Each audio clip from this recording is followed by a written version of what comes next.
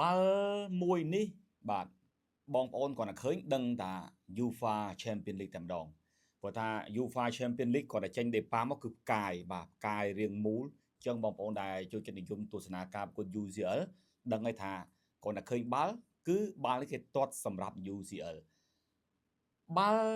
ដែលមានរូបរាងផ្កាយហើយ sponsor ដោយ Adidas ត្រូវបាន UCL ដាក់ឲ្យប្រើប្រាស់តាំងពីឆ្នាំ2001មកម្លេះច្រើនឆ្នាំហើយបាទចូល20ឆ្នាំជាងហើយចាប់ពីរដូវកាល2027-28តទៅ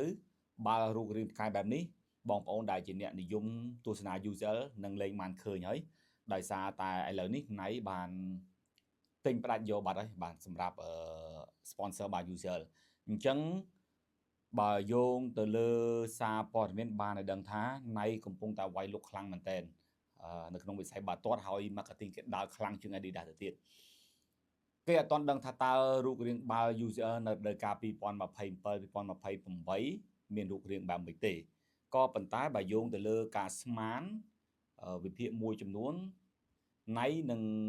សហការជាមួយ UCL ធ្វើបាល់ស្តៀងនឹង Premier League ចឹងបងប្អូនដែលទស្សនាបាល់ Premier League បានដឹងថារូបរាងបែបម៉េចចឹង UCL ក៏ធ្វើស្តៀងដែរបែបហ្នឹងដែរ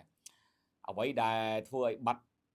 គេហៅថានិមិត្តរូបរបស់ UCL គឺរូបរាងផ្កាយហ្នឹងហើយក៏ប៉ុន្តែនៅពេលដែលទទួលបានដំណឹងថានៅពេលដែលណៃទិញបានហើយដក logo ផ្កាយនឹងចេញអ្នកគ្រប់គ្រងសប្បាយចិត្តអត់ភាគរយច្រើនគឺសប្បាយចិត្តដោយសារតែគេចង់ឃើញការផ្លាស់ប្ដូរថ្មីដោយគេសង្ឃឹមថាណៃនឹងព្យាយាមធ្វើ marketing ព្យាយាម design ឲ្យស្អាតជាងរបស់ដែលធ្លាប់ប្រើដូចជារូបរាងបាល់នេះនៅ UCL ជាដើមអញ្ចឹងសរុបមកណៃបានទិញផ្ដាច់ sponsor UCL នៅឆ្នាំ2027-2028តទៅពលឆ្នាំក្រោយនៅប្រើបាល់នេះនៅឡើយទេតែចាប់ពី2027ទៅគឺបាត់ចឹងហើយអញ្ចឹង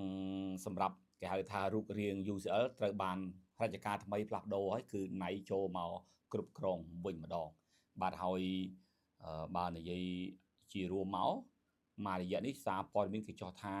Adidas បានធ្វើទីផ្សារខ្លាំងមែនទែននៅក្នុងពិភពបាល់ទាត់បាទអញ្ចឹងខាងកីឡាគឺ